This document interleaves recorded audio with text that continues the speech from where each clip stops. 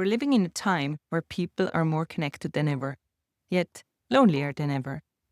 Everyone talks about the loneliness crisis, but no one really talks about how to make friends. I'm not a psychologist. I'm not a self-help guru. I'm just someone who's been lucky enough to build deep, decade-long friendships. And I've learned that it's not magic. It's intention. This is Friendships Unplugged, where we stop scrolling and start talking. Real stories, real friendships, good laughs, insights, and no filters. Welcome and enjoy. Hi, Fiona. Hi, Iris. Welcome to Friendships Unplugged. It's so nice to have you here. Thanks for having us. Thanks for being a friend. Oh, thank you. As always, I'm going to start this episode asking you to describe from your perspective how we met and how we became friends. Well, we were colleagues first. We met because we were some of the first people in Switzerland in this company and had to work together quite a lot. We were put on the same accounts. You were my account executive. I did the customer success. And I think through spending enough time together through work, getting to know each other that way, we slowly evolved that into sort of mutual respect and then finally friendship. Indeed. And we're quite different. We disagreed a lot. Yes, we disagreed a lot in the beginning. And also as people, I think it's fair to say I'm fairly extrovert and you're more on the introvert side. Very fair to say that. And I remember these disagreements in the beginning. I think there was a fair element of frustration on both ends, but we knew we had to make it work. And by forcing ourselves to try and understand the other's perspective, and we both came with quite important experiences professionally. So we both were young and fierce and driven, taking over the world, and convinced that the place we came from was the right has taught us the valid experiences, which they have. I think what helped is we had one main thing in common, and that's the interest of the customer. Yeah. We both wanted to do the right thing for the customer, even if we came at it from different perspectives. Yeah, that's very true. I also remember this distinct moment when I think it must have been on my second or third day. And you already were good friends with Sylvia, a third girl that also worked in the company. You two rocked up at my desk. And Sylvia was saying like, "Oi, hey, new girl." And I was like, "Oi, what's up?" And she's like, "I heard you drive a Mustang, eh?" I say, "Yeah, so?" "Yeah, so do I." "Oh, cool." And then, "Oh, I see you have this piercing. I used to have this." "Cool." "Oh, you broke your foot," because she had crutches at the time. Yeah. I was like, "What did you do?" "Yeah, I had this and this fracture." And I was like, "Yeah, I had that a few years ago." And then we were all sat there, like all trying to be cool. And you came to my desk. And then I think Sylvia or you said, "Yeah, we should hang." And we're like, "Yeah, cool, we should hang." And then you, how the best friendships yeah, start. and then you buckered off again, the two of you. And then I do remember that moment. I thought that was so cool, hindsight, because you two almost scouted me. You were this unit already, and you're like, "Oi, are you cool?" You Just kind of checking you out. You fit in. And then I think shortly after that, we started doing things, the three of us, and which is funny because that was somewhat in parallel where we still had some frustration moments going on professionally. But I think there probably very quickly was that common feeling. You said it very well. We had some sort of value alignment. We came at the problem from different angles, but we did it for the right reasons. And that's something that we strongly had in common. And thinking about it now, when you mentioned the extrovert, introvert, a lot of what made me uncomfortable about your approach was this extroverted approach of, well, I'll just talk to the person then. If we need an answer, we just talk to the person. And I think Yeah, exactly. My more reserved side was like, but we can't just talk to the. How can we just go and? I think that was also something that I now learned from you because, of course, neither of us work there anymore, and I think a lot of what I do now and in being self-employed, I also need to be a bit more gutsy in approaching people. I honestly think a lot of that I learned just from watching you and learning from how growing a thicker skin as well, it makes you maybe a bit more successful. Well, it makes you resilient enough to stick around. Yeah, that's the right way to say it. Because success takes time to emerge and to create, and having a thick skin and being resilient and also understanding That is not personal. There's so yeah. much that in business that is not personal. Yeah, learning to And- handle rejection, Yeah, I think, is an important lesson. and that's something I had to learn. Seeing how we as a team dealt with overcoming different challenges, I grew to understand how to be more resilient. Oh, that's well. I'm That's glad a I business could. conversation, Yeah. not a friendship conversation. Yes. Okay. So let's bring it back to friendship. So what made you decide to, after we both left the company, what made you decide that I'm a person worth having in your life and worth sticking around? Well, honestly, probably already before that, but going through in the early phases, finding each other and learning to communicate and learning to respect differences in each other, I think you build something up, and so there's already a good foundation there that you want to take forward. And then knowing it's someone you can learn from, someone who helps you grow as well, makes it's going to sound stupid, but it makes it worth keeping you around. Yeah. On top of, we have fun together, and it's even if we don't see each other that often, catching up is always a lot of fun and always very, very deep as well. And we get to spend a lot of nice moments together. So, of course, with all of our busy lives, I think finding the moments with people you learn from, that you care about, and that, of course, make you laugh and listen to you is always worth finding the time for. And I think both you and Sylvia are more on the introverted side. And one of you sent me an Instagram meme saying all you need to do as an introvert is finding an extrovert who adopts you. And it's cool that in this circle, I get to be the person who gives you confidence to maybe do a few more crazy things and overcome hesitations and maybe certain fears and shyness or so. And looking back, actually, both you and Sylvia, I feel since we originally met, what is that, 6 years ago or so now? Yep, 6. I observed that you both started to really grow as women and confidently push your own boundaries. And I would just separate that from the introvertedness because I do have a reservedness, but I wouldn't necessarily say that's because I'm introverted. I think the introversion is just where I get my energy from. But I have moments or situations where I'm a little bit more shy and I have a reservedness, and then there's other scenarios where I maybe feel more comfortable. And so I would just separate those, but it's true. I think through friendship and also the time with Sylvia, we have changed a lot in the last 6 years, and I'd say mostly for the positive.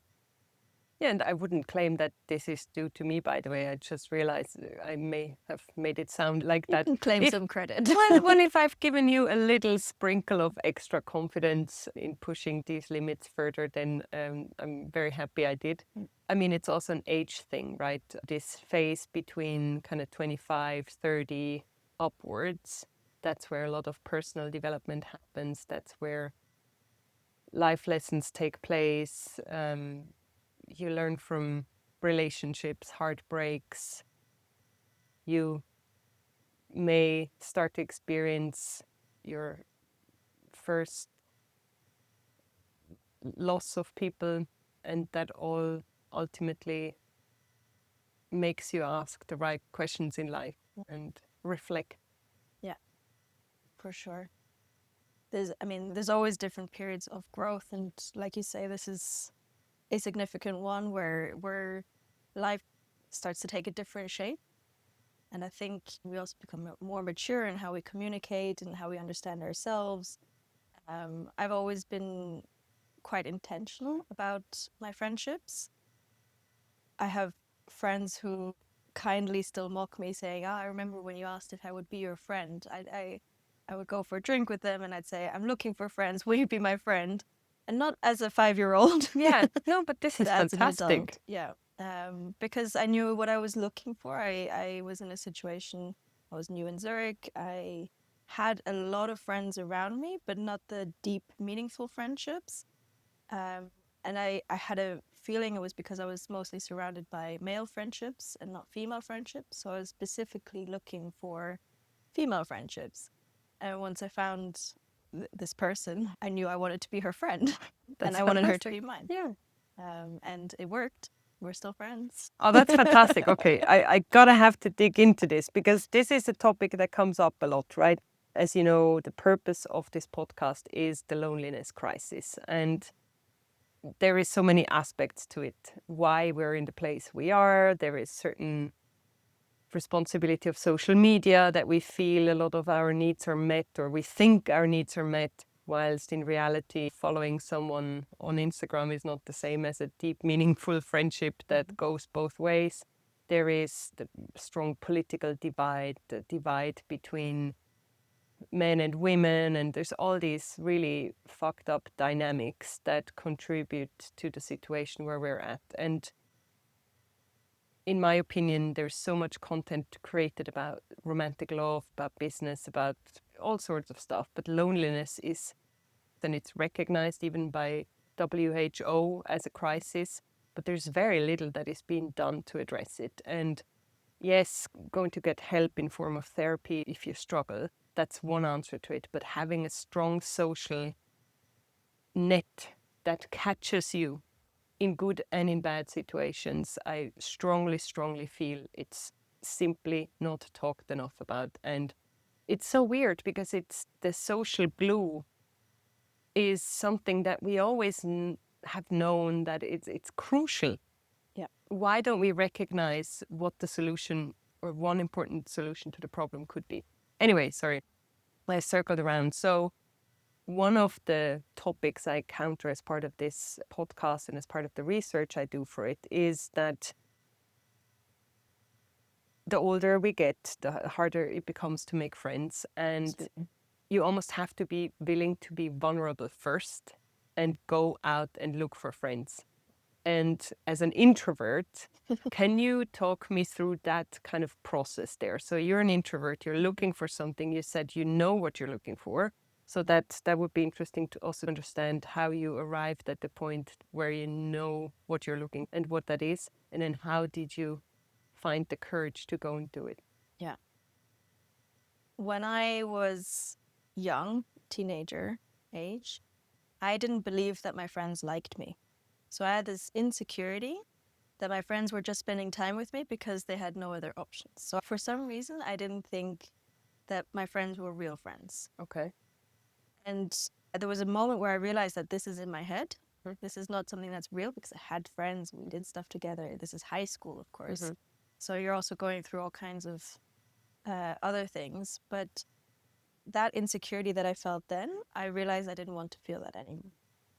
And so when sort of life moves on and I left high school, I went to university. I was going through all kinds of other, self-discovery things at university as well. But when it came to friendship, that was a great time to test things out. So there were people that were fun, there were people that were nice, there were people that you actually wanted to spend more time with in depth. And finding those people that would fit everything together would make sense. And looking back from high school, I'm not in touch with, or mostly not in touch with people from high school anymore. One good friend remained. From university, I still have a really great group of people. where it was a lot more intentional. Of course, the situation brought us together and we were having fun and it was young and wild, but there's a group there that has stayed as well. Mm-hmm. So I think moving around has always been helpful for me. Every time you move, you have to learn to grow, also with friendships. And as you say, as we get older, it's much harder to make new friends. So even when I moved to Zurich, I found a lot of my friends through work. It was a very young environment. Everyone that I became friends with had moved to Zurich just for this job. So we naturally didn't have a social fabric in place already. So we were all looking for this as well. And if I just jump in here, you all had something in common. You were in the same situation, the same at university. Exactly. You all moved to the same place. You started a job, the same company at the same time, and so Yeah. on. That makes it easier. Yeah. And so you're looking for different things throughout your life from your friendships. And there have been friends that I consciously stopped being friends with as well when it didn't become valuable. Well, it sounds horrible. When the relationship wasn't as mutual anymore or as balanced. And then, of course, times where I realized I needed something else in my circle. There's a certain type of friendship I was missing. So I would understand in the beginning of living here, it was all very fun. We would go on ski weekends and hiking, and everyone was up for doing a lot of things. But I felt lonely because none of those friends we were getting into depth with. It was nobody knew me at my core. And at university, I didn't have the vocabulary to explain that I'm an introvert. So I would just say I'm going to take a nap when I needed me time. And so that became the joke of, oh, Fiona's always sleeping. She's so lazy. And then there's another hurt in there where I decide I want to be honest about why I'm needing space as well. And so, you start communicating better with new friends about that. But for someone to know you in depth, it takes a lot of time, especially with female friends, I find.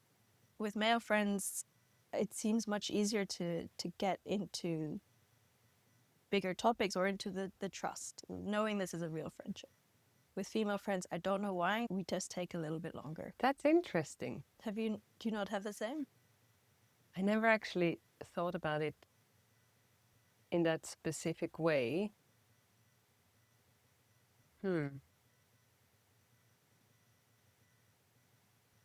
Yeah, it's interesting. I thinking back to my variant friendships, I don't think so. But then again, I'm someone who generously trust. I'm the type of person, I know trust builds, but I'm someone I trust really fast. Mm-hmm. And then rather than building trust for a long time, I as a act of generosity / naivete, I give everyone the benefit of the doubt, place all my trust, and then if it's not worth it, I will retract and cut. Mm-hmm. So from that perspective, male and female are in the same position because here you get the full package anyway, right? So yeah, but this is interesting. It also pays off more, I find. So I have a lot of great male friends, but the female friends, those are the ones, when you invest in them very well, those are the ones I think mean then a lot to me as well. Those are the ones that stay much longer. They're the ones that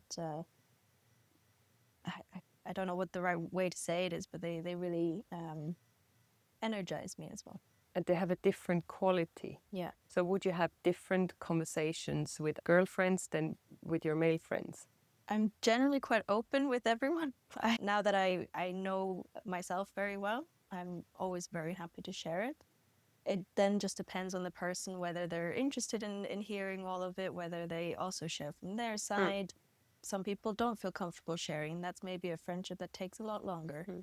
In my core circle, which are those first friends I met when I moved to Zurich 10 years ago, with the female friends in the group, I remember the moments when we had breakthroughs in where we felt like, okay, now this friendship is getting closer as well. Oh, that's nice. And yeah, so I reflect on, we had a lot of fun in the beginning, and then we started to connect, and then life happens in different ways, and you have maybe more challenging times, and it connects then in different ways. Earlier before the podcast, we spoke about emotional intelligence. And as we know in our generation, hopefully this is going to change over time, but in our generation, that is a clear advantage that we have as women. Naturally, I think emotional intelligence is something that easier comes to us, and also based on upbringing and social behavior and so on. Men, especially at our age, still were taught, to be strong and not to show weakness and whatnot. So developing emotional intelligence was rarely taught, and I find my good male friends, they all either had very value-based upbringings where something was consciously taught around emotional intelligence and feelings, so they are reflected beings. And when I have a conversation with my male friends in terms of depth, I can't see a big difference between talking to a girlfriend or a male friend about something. Could that be that you, coming back to the point, that you trust men faster, but then it doesn't have that same depth as with girlfriends? Could emotional intelligence be a factor of it? Potentially. So now with my close male friends, there's a lot of depth to it as well. And you're right, it does come with emotional intelligence. These are our guys who also reflect on who they are and what's important in life and how do they feel, and if they're struggling with something, they know how to deal with it or to find help in dealing with it. Probably more than the women. We tend to think we're emotionally intelligent. We know what we need. We're strong. Maybe we should listen to what the guys say as well a little bit. With the current development, and we talked about it before, this strong divide between men and women and the rise of anti-feminism movements and incels and what they're all called, I can't help myself but think how many of these men who hate women with this strong passion and try to oppress us, how many of them have a good female friend? I would argue probably not a lot. Probably not. I'm not really an expert. Yeah, no, neither am I, but it's just a But thought yeah, where, talking about emotional intelligence, there's so many studies now that the reason why women rather stay single than being in a relationship is because there's very few emotionally intelligent men out there, and few make the effort to learn how to be emotionally intelligent. And a friendship or several friendships with the opposite gender, I feel, helps so much to bridge these gaps. If only we can inspire people being more friends across gender barriers, I think that, it's so helpful. And I think it goes further than that as well. It's, if you have LGBTQ plus friends in your circle, it's helping you to take that perspective that you may not have yourself because you're not LGBTQ.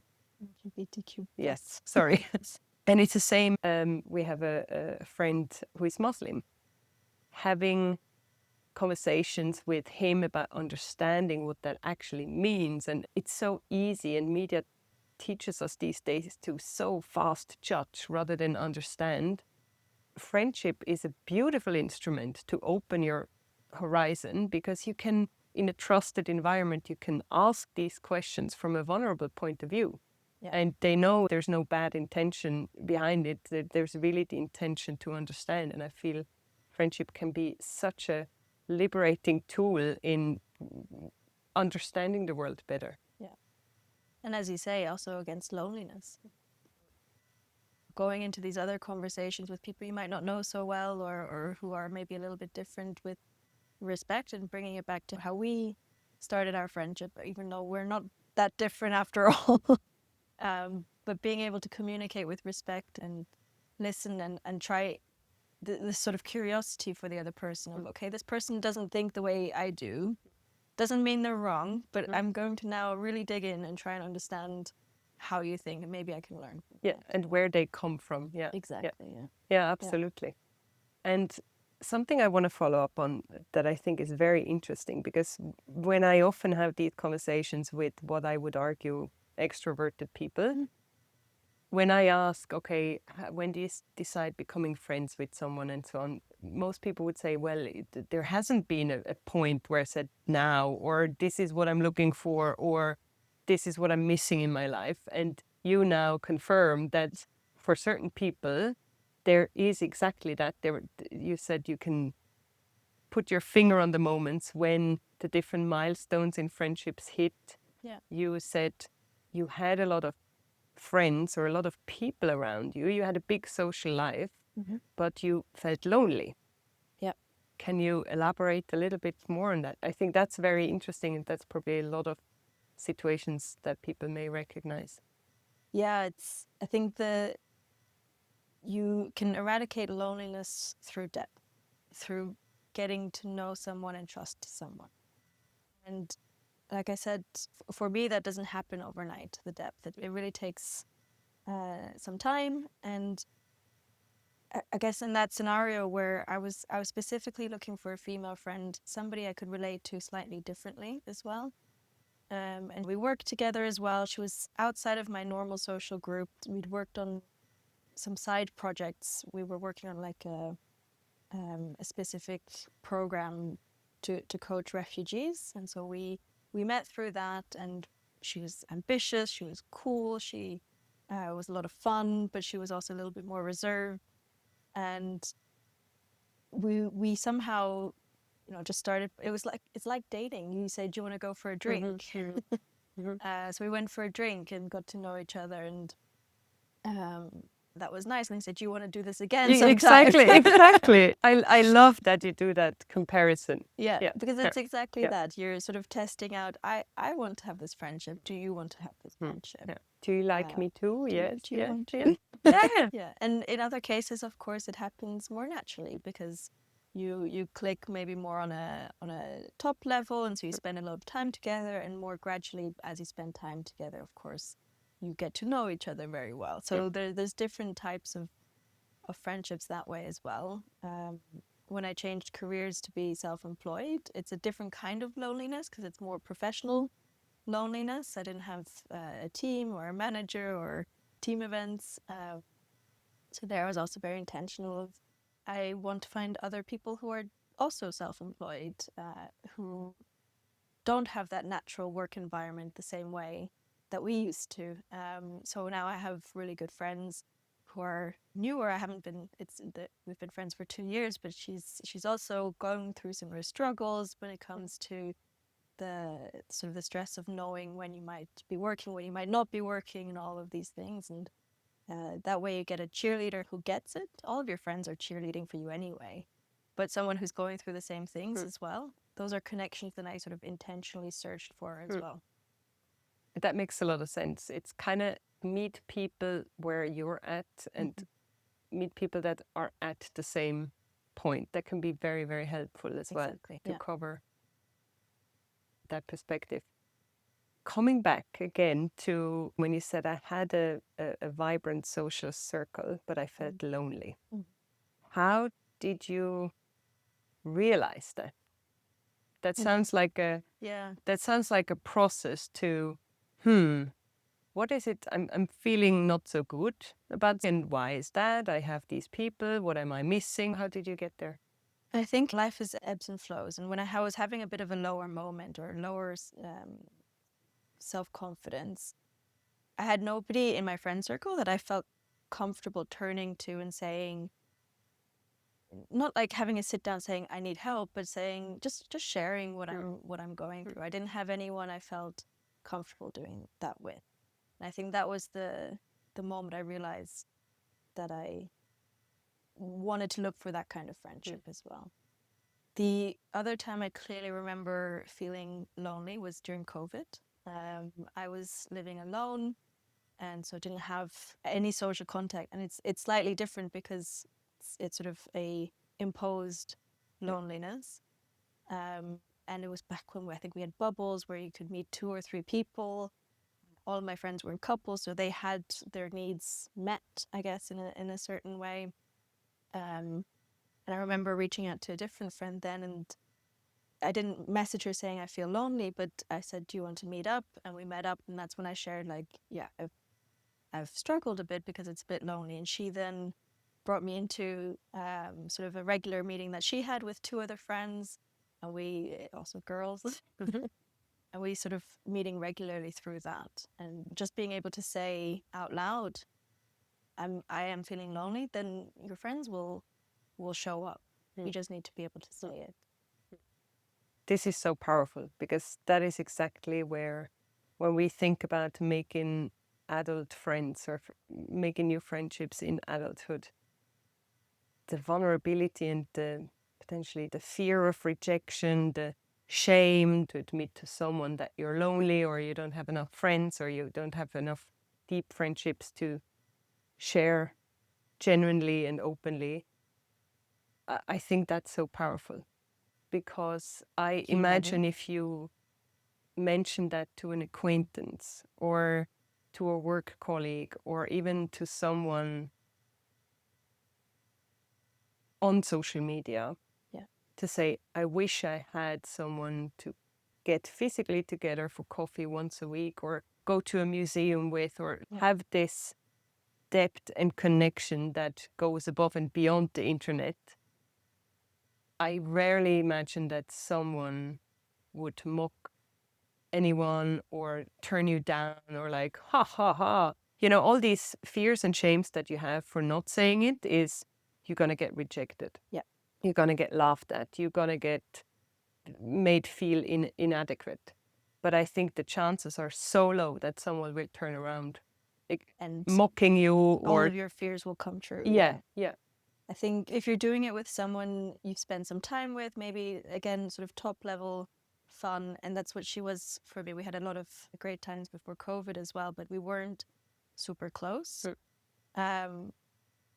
We are now. And it's not just because of that, but having been able to say, I need a friend, and she stepped up, and through that we, of course, got to know each other better and appreciate each other more. And now she's one of my gym buddies. We do a lot of exercise together, and it just becomes natural. But it took maybe a moment of vulnerability, and I that is actually a turning point in our friendship, where I said I needed something. She stepped up, and now I know that if you reflect back to my insecurities as a teenager, I know she's friends with me because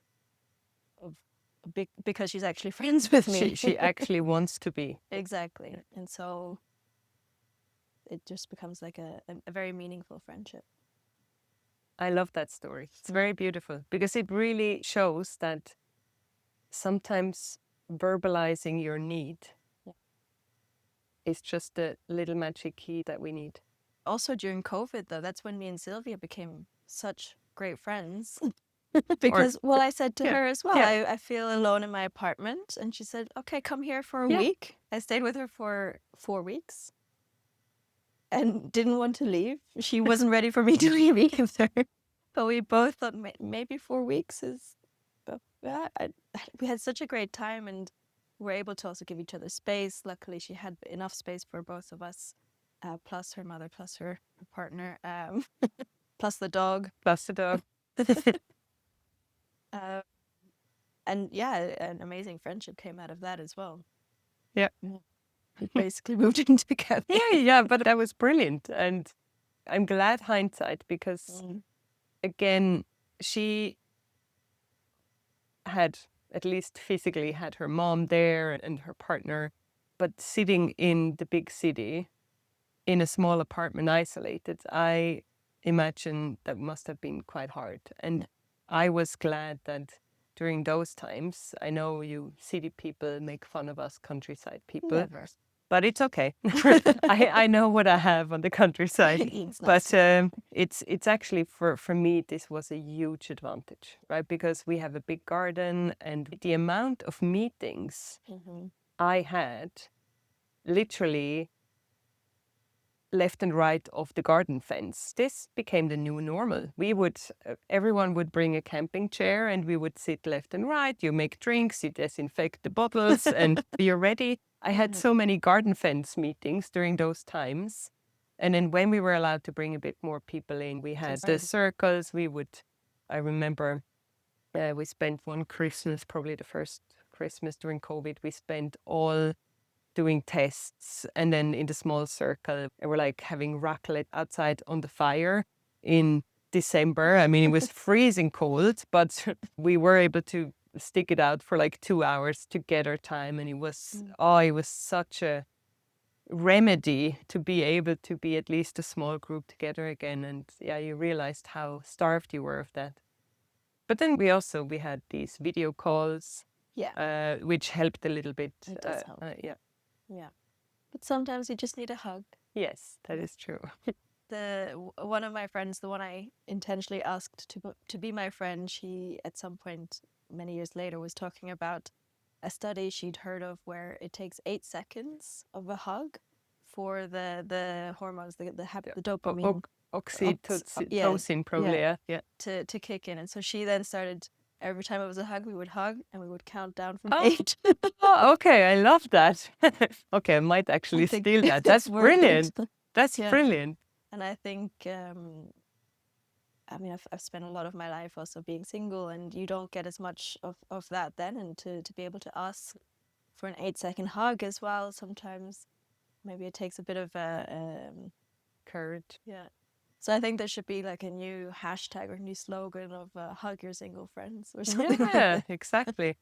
I love that because oxytocin is the hormone that new mothers have when they hold their babies, and probably, I guess, also new fathers. So it's a skin-to-skin contact and the smell of your new baby and whatnot. So it's discovered there is this oxytocin, and it makes people resilient, because what it helps the new mother to do is to endure all the sleeplessness, the crying, I don't know, the anxiety. Anxiety and stress. Yeah. And we started this running gag as we have our 3 dogs. And when we have someone being very anxious and stressed, we literally put a dog on their lap and we say, hey, get yourself some oxytocin, because it's now proven that it also comes from petting an animal. And I didn't know that about the 8 seconds, but it's really interesting. I'm gonna use that one. Because so often we do like a quick hug to say hello, but like a real hug, know it feels different. Yeah, very true. So there's a question I ask everyone here. I know it can be a bit difficult, but let's just try. So what is the craziest thing you've ever done for a friend? It is a tough question.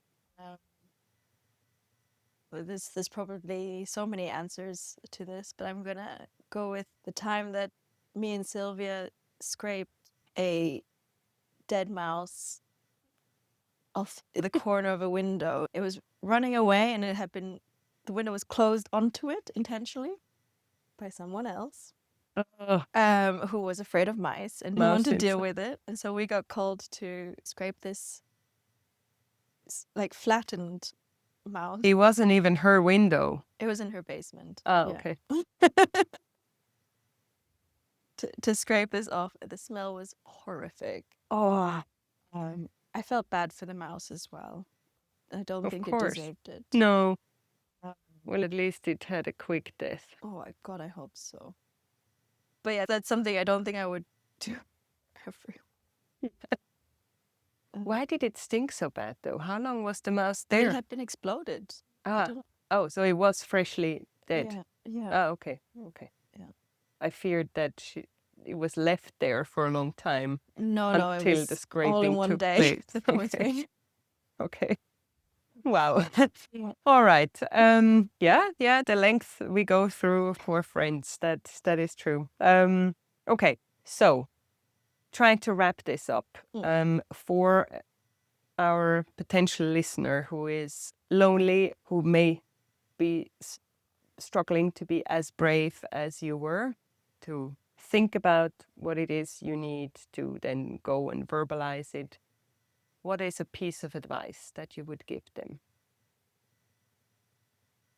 So think of somebody in your circle who has been a friend, even if it is top level, and reach out to them.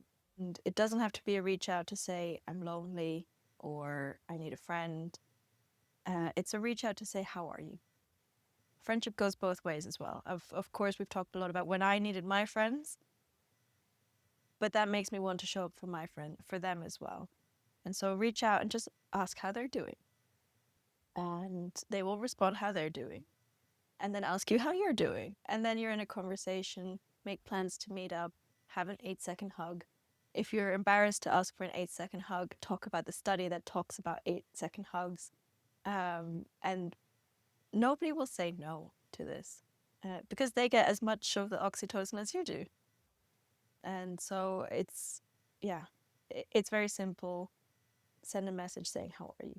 To somebody you like. Yeah. And I understand that it's scary, or it can be scary to be so vulnerable, but look at it as well from the angle of, if someone really would say no, if you hint or even clearly verbalize your need, then take that as a thank you sign, because you don't want to have friends like that around. No. So just be glad you dodged that bullet, because if someone really said no to this, they are not for you. They are not your friend material. Yeah. They're not going to bring anything good into your life.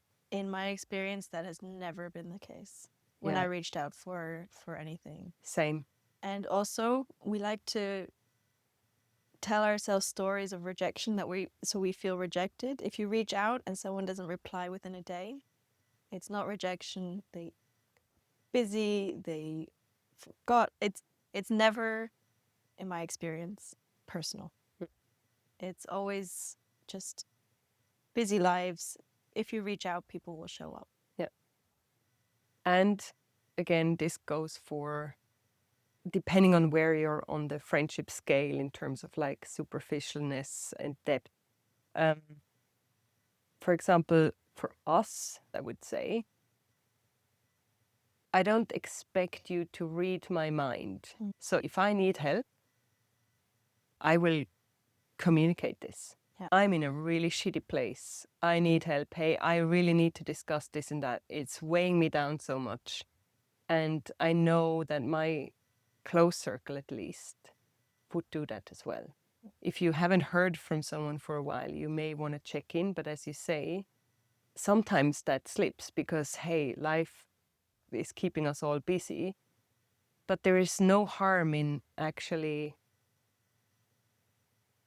getting into the habit of verbalizing if we need something. Similar to you ring your doorbell of your neighbor, hey, I ran out of salt or eggs. It's kind of like, hey, I'm really having a shitty day. Have you got half an hour for coffee? Yeah. Normalize that. Or also vice versa. Hey, got some really good news. Have you got time, and do you fancy clinking glasses to my success?